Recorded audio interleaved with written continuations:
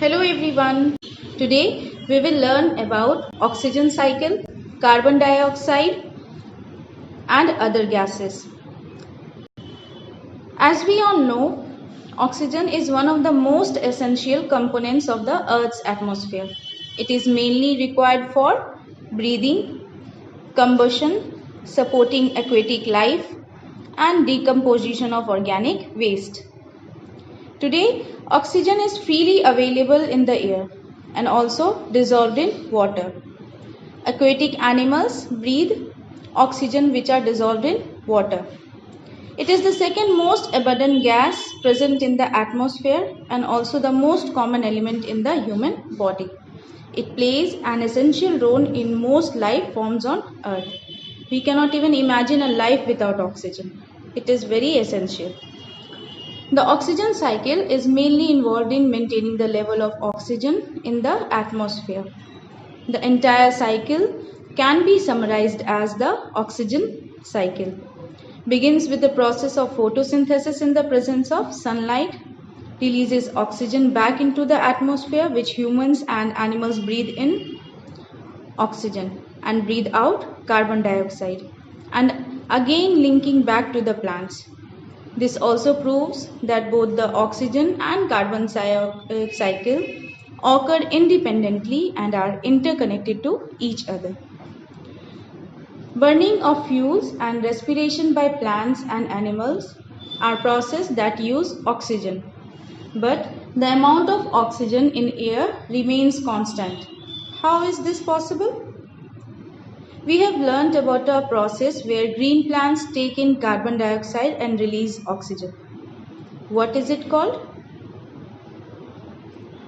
This process is called photosynthesis. During the day, oxygen is released by plants during photosynthesis. Plants also take in oxygen for respiration and release carbon dioxide. But the oxygen released by photosynthesis is much more than the oxygen consumed during respiration. Hence, there is a net release of oxygen. The cycle in nature by which oxygen is utilized by plants and animals during respiration and generated by plants during photosynthesis such that the level of oxygen in the air is constant is called the oxygen cycle. The oxygen cycle is delicately balanced. Deforestation, that is the excessive cutting of trees, can cause a serious fall in the amount of oxygen being released into the air. Today, forests are disappearing at an alarming rate. Similarly, excessive burning of fuels can use up or consume more oxygen from the air. Deforestation and excessive burning of fuels can therefore lead to reduction in the oxygen content in the air and cause the accumulation of carbon dioxide in the air. Hence, we must plant more trees and burn less fuel if we want to breathe in oxygen in future. Nitrogen. In activity 2, did you observe that air is still present in the glass bottle even after the candle blew out? This indicates the presence of some component in the air which does not support burning. The major part of air which does not support burning is nitrogen. Nitrogen is a major component of air. Plants cannot use nitrogen directly from the atmosphere. It has to be changed to a different form. Some bacteria in the soil and in the roots of certain plants like pea plants convert nitrogen into a form that can be used by plants. Lightning can also convert nitrogen into this form. Animals get nitrogen in the form of proteins by eating plants or other plant-eating animals. When plants and animals die, nitrogen is released back into the atmosphere by decomposers. Nitrogen is also a major part of fertilizers. Nitrogen thus circulates between the atmosphere, soil and living organisms. This cycle is known as nitrogen cycle. Carbon dioxide. In a closed room, if there is some material that is burning, you may have felt suffocation. Do you know why? This is due to excess of carbon dioxide that may be accumulating in the room as the burning continues. Carbon dioxide makes up a small component of the air around us.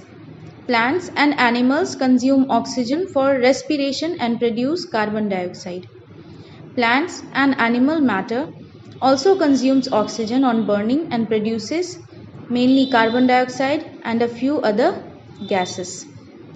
It is advisable not to burn dry leaves and discard remains of the crop which pollute our surrounding, and we should also never burn plastics because it releases is harmful for our earth and all the living organism living on this earth. Carbon dioxide is present in very small amount in air, yet it plays an important role in the environment through the process of photosynthesis. Carbon dioxide is used by plants to produce food by photosynthesis. Aquatic plants too use carbon dioxide dissolved in water for this purpose. Directly or indirectly, plants are the source of food for all animals. Dust and smoke. Air also contains dust and smoke. The amounts of these vary from place to place. Factories and motor vehicles release smoke while it becomes dustier when the wind blows. The dust and smoke in the air we breathe may cause harm to our respiratory system. When we breathe through our nose, the fine hair and mucus present in our nostrils prevent the dust and smoke from reaching our lungs. The burning of fuel also produces smoke. Smoke contains a few gases and fine dust particles and is often harmful. That is why you see long chimneys in factories. This takes the harmful smoke and gases away from our noses, but brings it closer to the birds flying up in the sky. Dust particles are always present in air. Now let's do an activity to observe presence of dust in air. Find a sunny room at your school or at your home. Close all the doors and windows with curtains pulled down to make room dark. Now open the door or a window facing the sun just a little in such a way that it allows sunlight to enter the room only through a slit. Look carefully at the incoming beam of sunlight. Do you see some tiny shining particles moving in the beam of sunlight? What are these particles? During winters, you might have observed similar beam of sunlight filter through the trees in which dust particles appear to dance merrily around. This shows that air also contains dust particles. The presence of dust particles in air varies from time to time and from place to place. We inhale air when we breathe through our nostrils. Do you recall being scolded by your parents when you breathe through your mouth? If you do that, harmful dust particles may enter your body.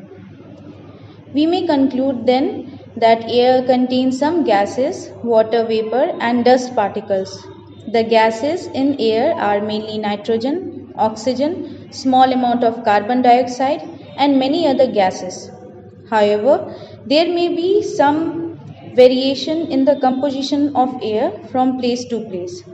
We see that air contains mostly nitrogen and oxygen. In fact, these two gases together make up 99% of the air. The remaining 1% is constituted by carbon dioxide and a few other gases and water vapor.